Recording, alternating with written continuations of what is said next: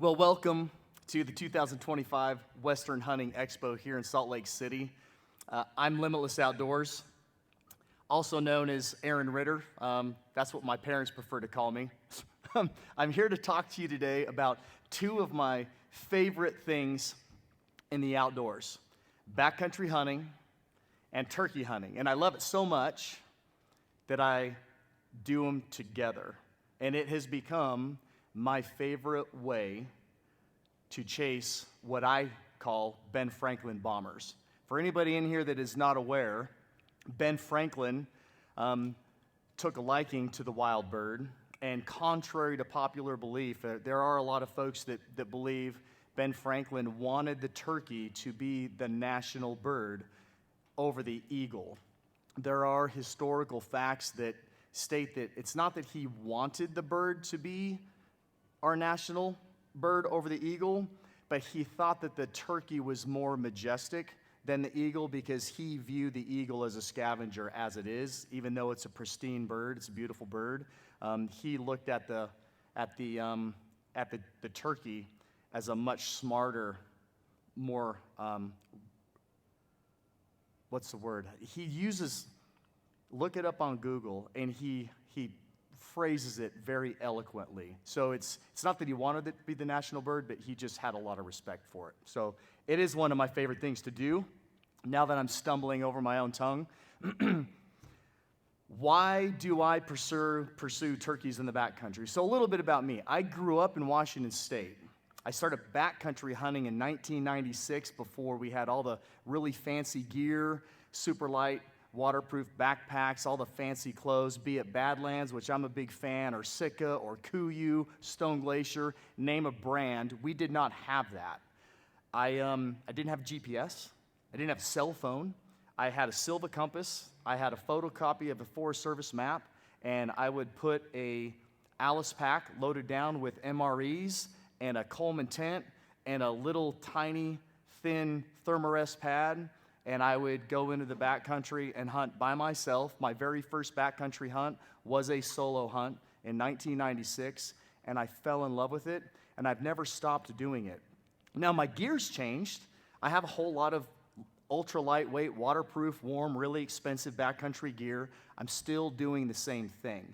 But I'm not just doing it for black-tailed deer, and I'm not just doing it for Roosevelt elk. I do it, and I'm not just doing it in Washington State. I now reside in the state of Maryland, out on the eastern shore, and I backcountry hunt nationwide. And I do it for turkeys, and I do it for white-tailed deer, I do it for elk, black bear. And the reason being, at the foundation of it, I just love backcountry hunting. And it's not about the animal for me. And I've interacted with a lot of other backcountry hunters, and their outlook is, why would I put all that effort into a turkey or a whitetail? If I'm gonna go backcountry, I'm gonna do it for an elk. And we're gonna cover some of that here in a minute.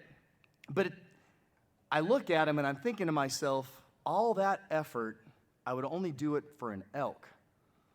And I ask why. They're like, well, I want the payoff. Like, if I'm gonna go for days out in the wild, hauling everything on my back, I wanna bring out 350 pounds of meat. And I kind of chuckle to myself because the reality of it is they're usually coming out with just a tag. They're missing out on that payoff that they think they're going in there for. And in my opinion, they're missing the number one reason to go get in the backcountry, and that's for the experience. Because you're gonna do things and you're gonna see things, and things are gonna happen in here that will never happen when you're just hunting from your car, when you're hunting from your house on your own private property, when you're hunting from your cabin or an Airbnb or a hotel or a campground or an RV. It's a very different experience. It does things in here to you that you can't even, a doctor can't even prescribe a modern synthetic to you that will have the same results inside your heart, your mind, and your soul that getting out in the wilderness and disconnecting from phones and tablets and everything else, spending a little bit of time out in the wilderness. It is incredible. I don't want to restrict that to September elk. So I'm 52 years old, and I'm missing a leg. The window for me to continue my passion that I've enjoyed for almost 30 years at this point, if I only did that in September for archery elk, I'm thinking that maybe I have about 10 years left on a metal leg at my age to be able to go out and do that. And now as a non-resident, that's even more restrictive because Colorado's shut down their over-the-counter tags for archery elk. Idaho has now shut down their over-the-counter tags for archery elk. So now I'm going into draws for every state for an opportunity to pursue elk. So I might not even get to go pursue elk every year. So how do I go out and backcountry hunt every single year? Well, I do that pursuing turkey and deer. And it's an absolute riot. My success rate is much higher. And we're going to talk about that. So I skipped the slide talking about my backcountry history. So this is not a picture of when I first started. This is from 2003 in the Blue Mountains of Eastern Washington. Anybody here familiar with the Blue Mountain Range in Eastern Washington? It's more or less the border between Washington and Idaho. It's just amazing. This was my backcountry rig at that time. This is September. Weather was temperate. It was actually pretty hot. One of my early backcountry and archery idols was a man by the name of Dwight Shue. Anybody in here remember the late Dwight Shue? What a stud he was. Incredible mule deer hunter, very passionate about archery, and he loved backcountry hunting. This was his pack design. That's the Dwight Shue pack. It was very unique at that point in time. It was state-of-the-art in that point in time. And my bedroll was, again, that little flimsy thermarest and a Gore-Tex bag. I slept in my clothes. I didn't even pack in a sleeping bag. I have a mixed gas stove over here. I ate MREs. I took in a whole tub of instant coffee, and that's what I ate and drank, and water. I didn't have one of my favorites now, Wilderness Athlete. I didn't have a lot of supplements. I didn't have a lot of, hydration mixes. I drank water and coffee. And something that you'll notice here, I'm shooting a bear recurve bow. I could shoot grouse. I could shoot mule deer and elk. Well, I was a little nervous about running out of arrows, especially shooting a trad bow. So I wanted to take extra arrows because I had a small quiver on that trad bow. So this green thing right here was an arrow tube with extra arrows. That's what I packed extra arrows in. I would never do that in today's time, ever. I carry 5 arrows into the backcountry with me, and if I run out of 5 arrows, well, then I'm going back to the truck to get more. I would not haul that arrow tube. But this is 2003. This is December of 2023. 20 years apart. Much more high speed, much more lightweight. In fact, my loadout here and this style of a camp was almost the same weight as everything that I packed in 2003. Very different look, almost the same weight. Still enjoyed every single bit of it. I go places and I do things that the common hunter does not do. I get away from road noise, I get away from people noise, and I do a lot of it on my own because I like to just reconnect with myself. And I will tell you that you can ruin a good friendship by going in the backcountry with somebody. They might be your best friend, working out in the gym, going to church together, going bowling together, whatever it is, throwing darts, talking about lawn care, whatever it is that you like to do with one of your closest friends. You go in the backcountry together, you really find out who that person is and whether or not you can connect. It's an amazing experience, or maybe not. So let's talk about backcountry turkey hunting. I refer to it as the Farm League of September elk. Now, there's some people out there that do not like to associate turkey hunting with elk hunting. You're talking about a good quality bird is 25 pounds. A really good quality bird is 25 pounds. Quality elk, you're packing out 350, 400 pounds of meat, right? So there is a big payout. However, what are the differences between those two experiences? So I have two documents up here. And if you look, I have a backcountry, non-resident, do-it-yourself hunt on both pages. Now, I'm calling it non-resident because for me to hunt elk, I am a non-resident. If you're a resident of Utah and you can hunt elk and turkey, just go ahead and get rid of that non there and consider yourself a resident hunter. And then underneath it in red, you see spring turkey and archery elk. Everything on these two documents that's in black are the similarities. The differences, bless you, are in red. There's more black on these pages than there is red. So what's the first one? Obtaining the license and tags. So it is a lot less expensive for a guy to buy a turkey tag than it is an elk tag, especially if you're a non-resident. Or if you're a resident of Utah, but you want to go hunt in another state, you now become that non-resident. And the price to hunt turkeys compared to elk just hit you in the pocketbook. Not only that, if you're an elk hunter, you get one tag. So all of that time, all that preparation, all that money, all that vacation, all that hard work that you're talking about, you get one tag.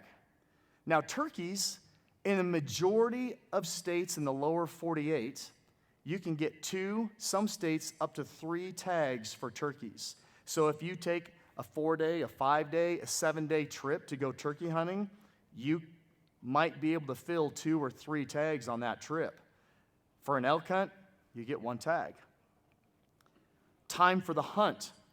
Travel time. Again, for me, coming from Maryland out west, it takes a tremendous amount of time for me to get from Maryland to Colorado, or from Maryland to Idaho, or from Maryland to New Mexico. Pick a point out on a western state that has an elk population that I'm going to go hunt. It takes me a full day, if not 2 days, to get there on each side.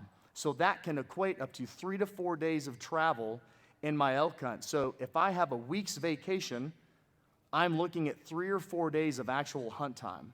If I'm going to take 10 days, now I'm looking at 6 or 7 days to hunt. But if I'm turkey hunting, I can hunt turkeys right in my home state of Maryland. I can get up and we can, for 2/3 of the season, we can only hunt turkeys until noon. At noon, they get rest. So if I hunt early season, if I get up in the morning early, drive out to the trailhead, pack into my location, I pitch my tent, it's past hunting time, so I have lunch, I go out, I do a little bit of afternoon scouting, then I go roost birds, I come back to my shelter, prep for the next morning, I get up really early in the dark, I maneuver to the point to where I think I'm going to set up on those birds, and then I get a call and hunt until noon, then I just wash, rinse, and repeat. Now, if I do it in the later season, I can hunt dark to dark, and I'm filling tags. I can execute 2 to 2.5 days of hunting in a 4-day weekend with 2 tags in my pocket in the state of Maryland. I can't do that elk hunting. The other thing that I get to do is I get to go backcountry hunting more. I get to do it in April. I get to do it in May. If I hunt down south, like in the southeast, I might get to hunt turkeys in March. If I go up north, I can go all the way through to the end of May. I mean, it elongates the amount of time that I get to put a pack load on my back, walk away from my truck, and go enjoy the wilderness and chase big game animals.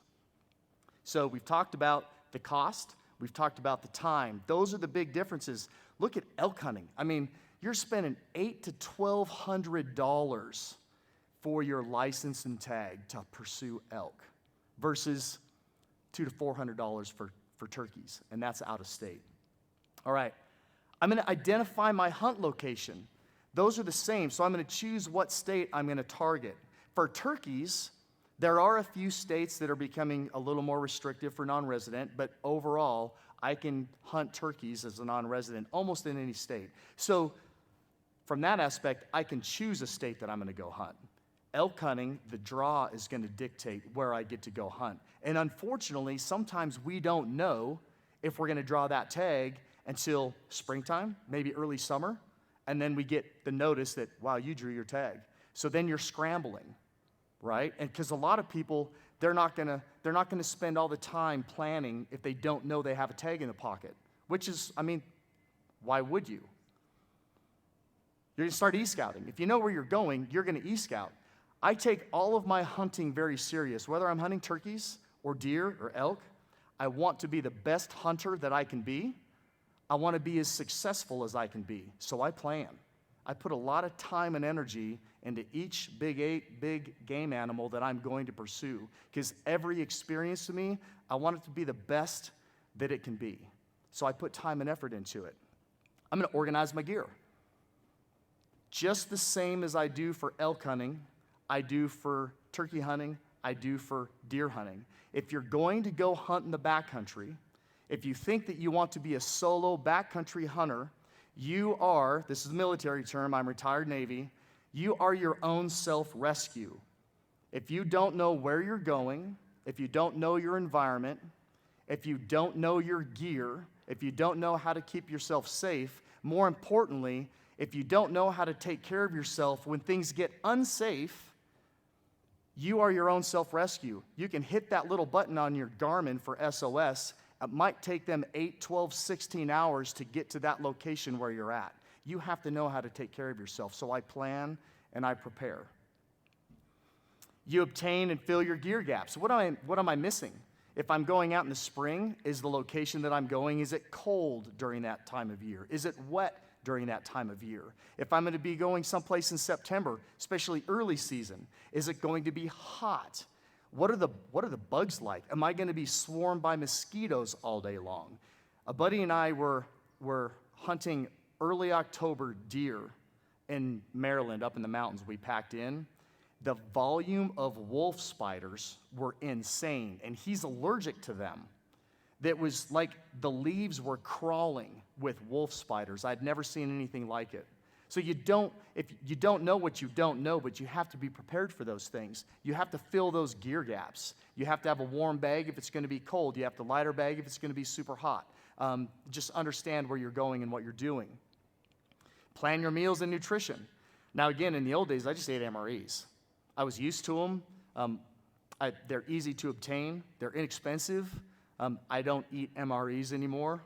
I prefer a company called On Point Adventure Foods. It's where's the gentleman from Pennsylvania? If you are backcountry, if you like freeze-dried meals, On Point Adventure Foods is right out of Pennsylvania. Everything is locally sourced from Pennsylvania. You should look them up. They are awesome.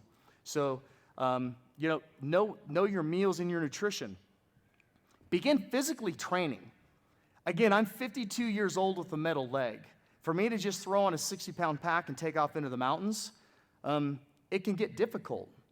The more prepared you are before you go, the more fun you're going to have when you're there. When things get miserable, the easier it's going to be. And if you're successful, you're going to enjoy the grind of packing out your harvest a whole lot more. So I encourage you to exercise and train if you're going to go play around in the backcountry. Do you see that everything that I'm reading, I'm not just reading it off of the turkey document, I'm reading it off of the elk document as well. Practice calling. Now here's the cool part. I grew up elk hunting. In fact, I didn't start hunting turkeys until I was in my mid-20s. I started hunting elk when I was 8 years old. So I had a lot more experience hunting elk. I love calling elk. There is a thrill. Has anybody in the room never heard a bull elk in the wild? Anybody raise their hand? Everybody's heard a bull elk in the wild? It is exhilarating. But I tell you what, when you pack in April and you hear a gobbler fire off in the wild, man, my heart rips out of my chest. It is just, they're prehistoric. It is so much fun. But the good thing is, you get to talk to them. You talk to a turkey in the same manner that you're talking to an elk. When you call, they react. Now, I'm a big whitetail hunter too, and I grew up hunting blacktail, and I've hunted mule deer. Of those three, whitetail are more interactive and communicative than blacktail and mule deer. But every day that you go out and climb a tree or spot and stalk a whitetail on the ground, you can rattle and call, You might go a day, you might go a week, you might go an entire season and not have a whitetail buck return any communication to you at all. But try going an entire turkey season or an entire elk season and not have a turkey respond to your call, male or female, hen or tom, cow or bull. Something is going to talk back to you. And that gets really exciting. You're connected to that animal, right? Plan your harvest recovery. I have this up in the middle of that document rather than all the way down in the bottom where it says execute the hunt. Why would I put plan your harvest recovery all the way up there rather than down towards the bottom? Because to me, in the opinion of Limitless Outdoors, you owe that animal the respect to plan to take care of it. Not only that, I'm a hunter. I plan to be successful. Now, if you just like to hunt and you don't start planning things until a couple of weeks before your hunt, well, then your chances of being successful continue to drop, right? I don't have that outlook. I plan on being successful. So I plan on taking care of my harvest. How am I going to get that animal from point A being where the recovery site, maybe back to camp, and then back to my vehicle where I'm going to have an ice down cooler? I have that plan. What am I going to do with, typically antlers? Well, antlers are easy, right? I mean, elk antlers are big, so you have to haul them out and get them someplace. But what do you do with a turkey? Turkey has fans, they have a beard, they have spurs. What are you going to do with that? How are you going to get that out of the backcountry? We're going to talk about that. But I plan that harvest recovery because I plan to be successful. I plan to be that guy that's going to fill a tag. I don't plan to go out and fail. Plan your trophy mount. That goes along with planning the recovery of the animal. If I'm especially turkey hunting, you're only shooting a bearded turkey. So if you're packing out your harvest, most people want to save the beard or the fan. So you need to know how you're going to do that. It's a little different in the backcountry than just walking back to the car with your bird and cutting the legs off or the spurs and pulling the beard off at the tailgate of the truck. It's a different experience. Study tactics and topography. They're both the same. So when I'm backcountry hunting birds, they're mountain birds. They're using the topography to their advantage. So I look at it the same way as I look at elk hunting. I'm going to study the topography, and I know that birds like to roost high.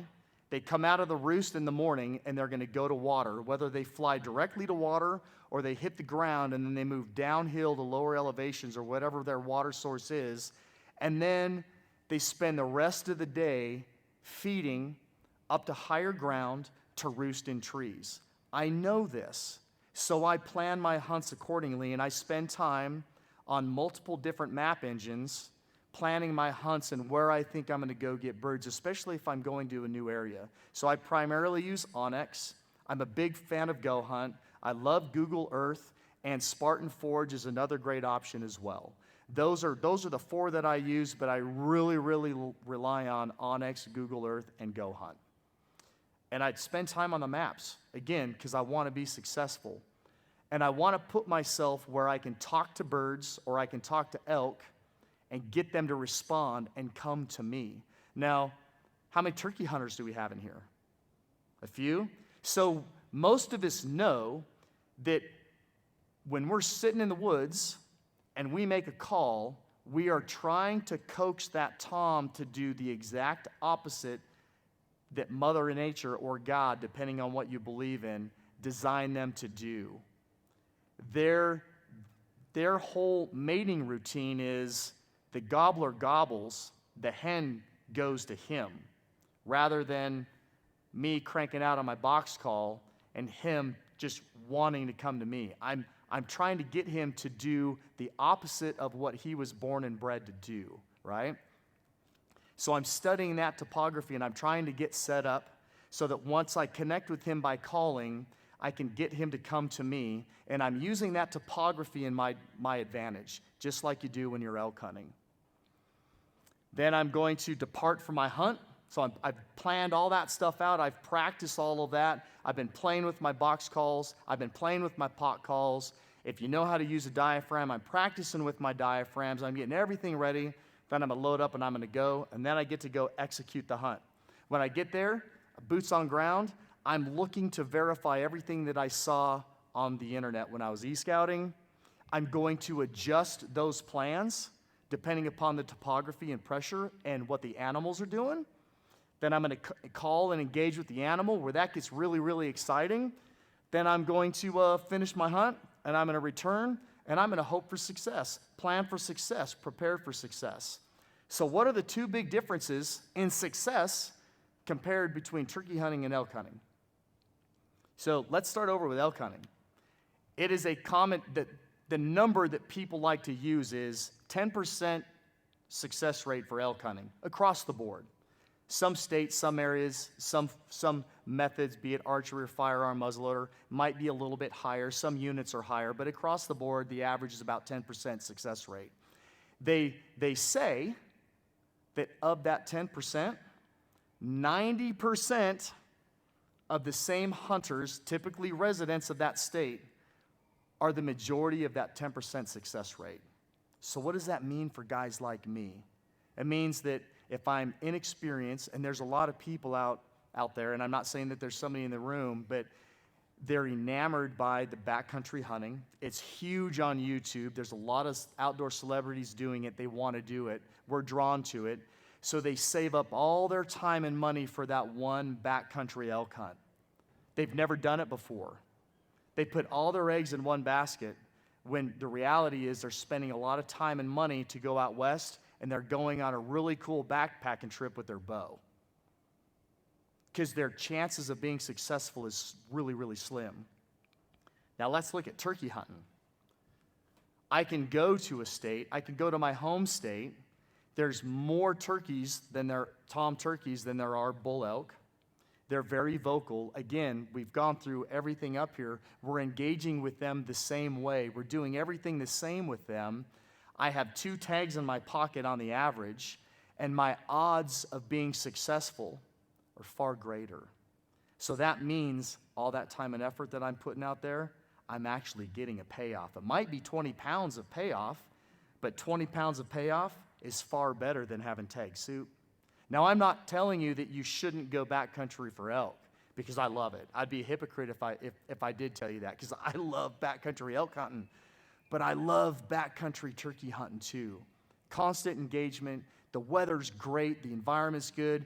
It's shed season, so you might be picking up sheds the entire time that you're turkey hunting, depending upon where you're at. Anybody in here not ever heard of a morel mushroom? Morels are some of my favorites, right? So you're out there, you're picking morels. It's just a great time to be out in the woods, and your odds of success are so much higher. So that's a huge reason why I like to backcountry turkey hunt. It's an abstract way of looking at getting into the backcountry, but it gets you out there outside of elk season. So here's just a shot of, this was year before last on one of my backcountry turkey hunts. It's a picture of, it's a success photo. I encourage you to have the right pack, frame pack with an integrated meat shelf. I learned a big lesson here. Again, I've been doing this for a while, but I was pretty fired up on that hunt. It was a solo hunt for me, and I had game bags with me, but on that particular hunt, when I prepped to head back down the mountain to where my pitch site was, I didn't pull a game bag out of my pack. I just loaded that tom into my meat shelf and headed down the mountain. I was there for 4 days. I harvested that turkey day 1, still had another tag in my pocket, and I had a buddy with me. He showed up the evening that I had harvested that bird, and he was out there trying to get his first turkey, so I was focused on him. So we hunted for several more days. Well, the mistake was having that bird bleeding and wet right next to my pack and pack frame and meat shelf.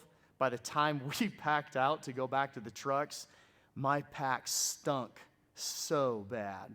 So put your turkey in a meat bag. If you're going to do this, put your harvest in a meat bag. It's going to keep your pack from stinking up really bad towards the end of the hunt. So a really good pack with a meat shelf. I'm a Badlands guy. I love the MRK6. I take that. I tree saddle hunt with an MRK6. Pick your brand, pick your pack. Just be familiar with it and get one with a meat shelf. Trekking poles. When I was younger, I thought that they were for sissies. Now, at 52 years old, I use Peak Sissy Sticks. How ironic is that? I love trekking poles. They're a lifesaver. They're going to save your ankles. They're going to save your knees. They save a tremendous amount of energy. So even when I'm turkey hunting, I run trekking poles. Decoys. Everybody has their own opinion on decoys. If I'm hunting lower ground, flat ground, egg ground, where there's a lot of public pressure, I really don't use decoys at all anymore. Out in Maryland, I know there's another Maryland gentleman back here. He would tell you the same thing.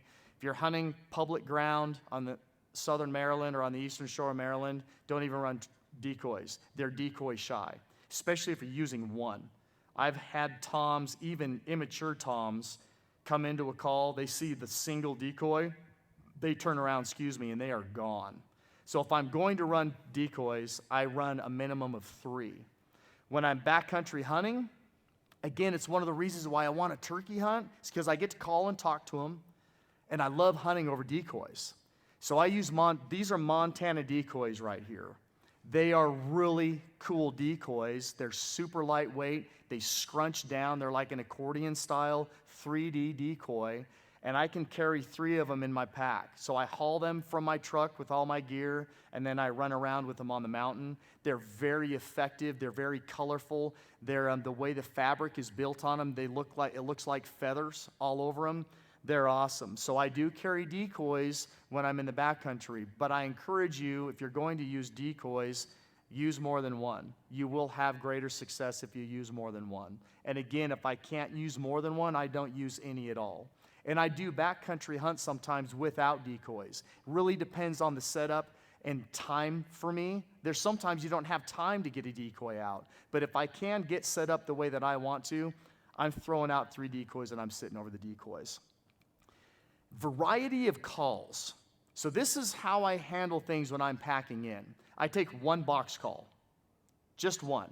Now I have a favorite. It's a custom little tiny box call from an old gentleman out of Northern California. His name's Bill Boblet. He's retired. He doesn't make them anymore. But that one little wooden box call that I have has called in more turkeys than any other call that I have in my arsenal. I absolutely love it. So I take that 1 box call. I take 2 pot calls. I take a glass call and a slate call. And then I take 5 or 6 different pegs, strikers. That gives me, I have 2 different pots with those 5 or 6 strikers. So I just went from having just 2 calls to 10 to 12 different calls, right? Because each striker on the slate and the glass makes a completely different tone than the next striker. So I don't have to take 3 or 4 different pots. I just take 2, and I take the slate call in case it's raining, because I can use a slate a little bit better if it's damp than I can my glass call. And the slate call makes a very distinct, different tone than my glass call. So it's beneficial to me. And then I take 4 or 5 different diaphragm calls.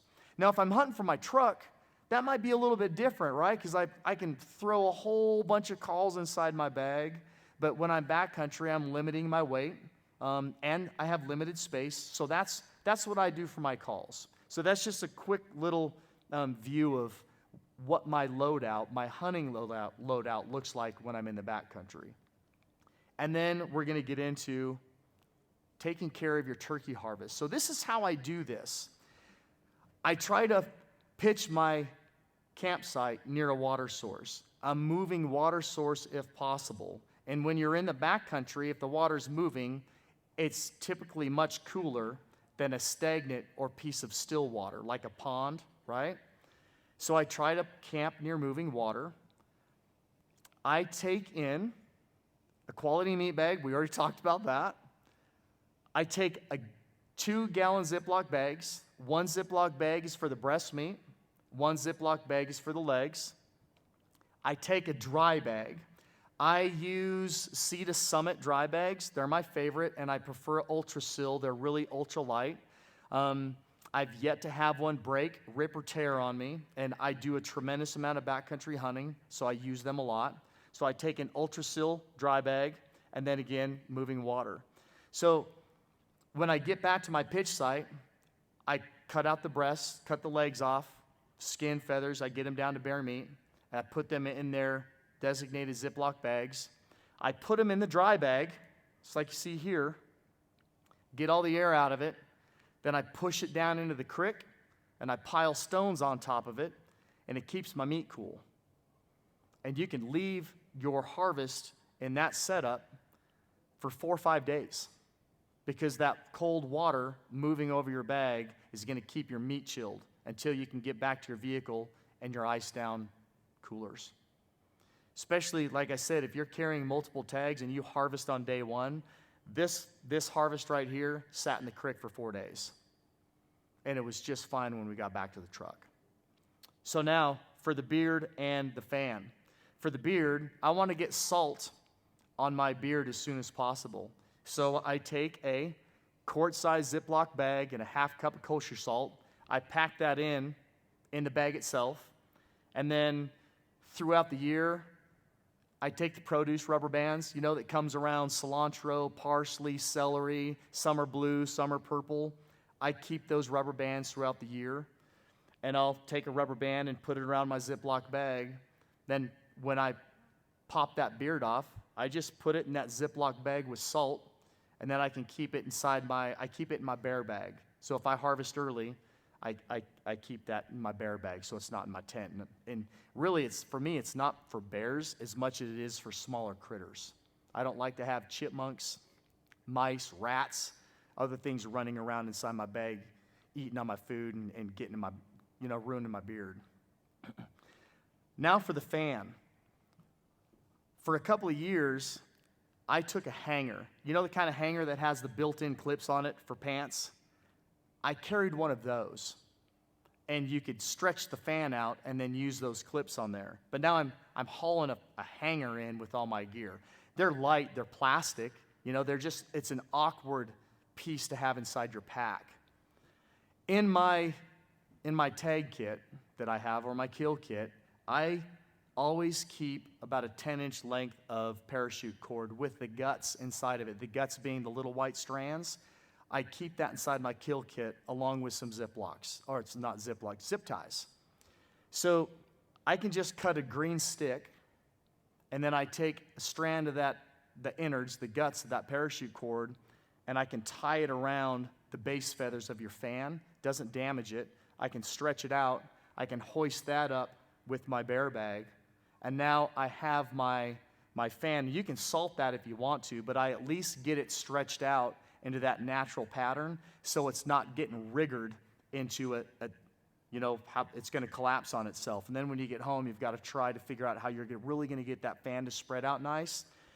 That's how I take care of my harvest and my trophy when I'm in the backcountry. Now, the only thing that's tricky about this whole process right here is if you're not on a Forest Service trail, packing that fan out can be a little bit awkward because they're fragile, right? So it's not like you can just strap it to your pack and just start busting through the brush. If you're with a partner, have him walk behind you and help manage some of that, or you might just have to carry it in your hand as you're moving out, at least until you get to a trail. Once you're on a trail, secure it to your pack and move out. So that's how I take care of my harvest. So I like to ask this question pretty at the end of all my seminars, and I've already touched on it a little bit, but I'm going to ask each and every one of you, are you a hunter or do you like to hunt? To me, it's a big difference. A guy that just likes to hunt, he thinks about it a couple of times a year, maybe comes to an expo, buys some new gear. If he's an archery hunter, he may not start shooting his bow until August. And maybe he goes in the backyard, sends a couple arrows at 20 yards. And he's like, oh, yeah, my bow's still sighted in. I'm good. And then he starts hunting in October. Doesn't put any time, effort, or preparation into his hunt. A very common communication or expression with that style of hunter and his friends when they're heading to hunting camp is, man, I hope somebody gets lucky this year. That concept is not in my head. I'm a hunter. I plan to be successful. I live, eat, and breathe it. So when I'm heading to hunting camp, I'm not talking to my hunting partners about, man, I really hope somebody gets lucky. What we're talking about is, hey, when's the last time did you look at the map? Hey, did you see that new pin that I dropped on the map? Hey, I was looking at the map again, and where our first pitch site is, I think if we move that another 300 yards to that next major contour line or that next little shelf or bench that we saw, I think we're going to be set up in a much better spot so that the next morning we're going to be in a more advantageous spot than we thought we were. I'm a hunter. I plan on a harvest. I don't hope to just get lucky. And the last thing that I'm going to share with you before we wrap this up is I firmly believe that knowledge is power, but sharing knowledge is powerful. And that's why I'm here today. I'm not paid to be here by the Mule Deer Foundation or the Western Hunting Expo.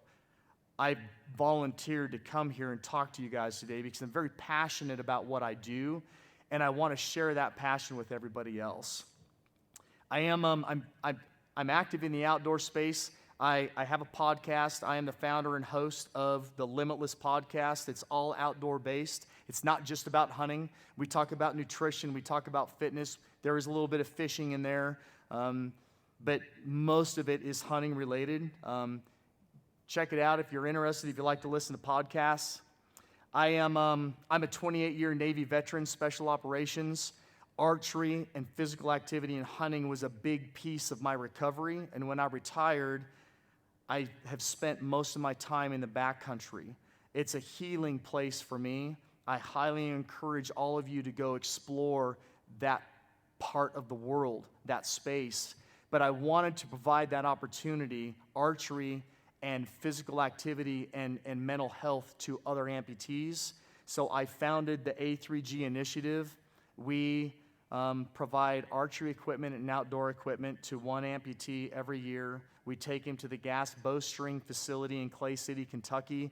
Hoyt donates a flagship bow to the program every year. They get to build their bow with the gas team at the gas facility with custom strings. They get one-on-one coaching.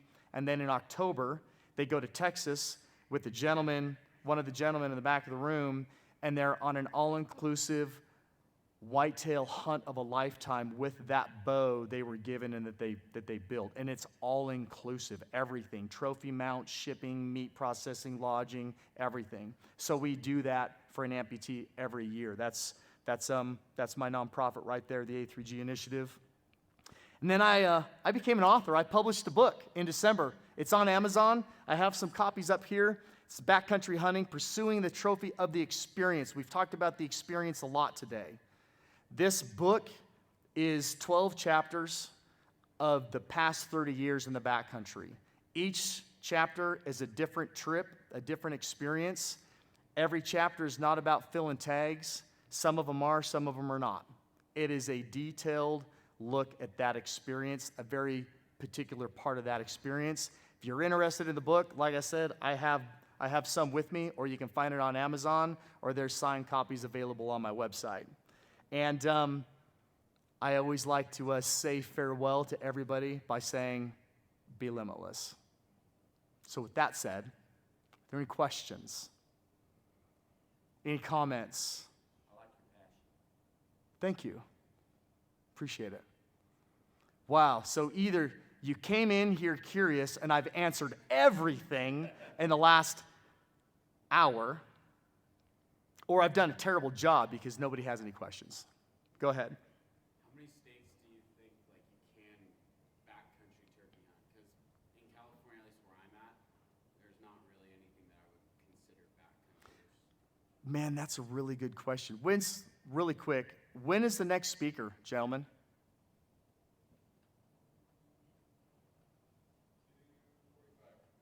2:45? Okay. So I do a lot of backcountry hunting in Virginia, Maryland, Pennsylvania. You don't need a vast wilderness like Montana or Colorado or Idaho. You don't need that. What I do is I get on Onyx and I look for those little pockets that are harder for the average person to get into. They're treasure chests. If somebody has to walk in 2 or 3 miles and they have to cover terrain features that look uncomfortable, more importantly, if they harvest, they have to get that thing out. The average dude is not going to go in there. The other thing that I have found out, I was raised different than some kids. Even in the 70s and 80s, my dad handed me a flashlight and a compass and said, "You're going to go hunt over there. I will see you back in camp when you're done, and don't come back before it's dark. You can get your way back with your map, compass, and flashlight." So I grew up being comfortable in the dark. Served in the military in special operations. Well, I know grown men, I know a prior Marine that is afraid of the dark, that's outside of their comfort zone. So for them to have to walk in the dark and or potentially hunt all day and then walk out in the dark, they don't want to do that. So again, I look for those terrain features and those pieces of topography in areas where be like, okay, I have 10 square miles or 8 square miles or 22 square miles of a wilderness area or public land hunting that has really, really good elevation. I've got really good compound features, saddles, drainages, ravines, I mean, you name it, right? And the average guy's not going to come in there. I go in there and I pitch my camp and I hunt, and you will find great success. And I truly believe that I can do it in any state. I would happily take that challenge. New Jersey might be a little bit of a stretch, or maybe Delaware, right? But I can do it, and I can find a pocket of property where I can get in and get away from other people. So spend a little bit of time on Onyx. If you want, you have my business card. If you want to connect and talk about it, I'd be happy to spend some time and show you how I break down public land in areas that aren't built like some of these western states. I can backcountry hunt anywhere. Yeah. That's a great question. Any other questions? Okay. Thanks, guys. Appreciate it.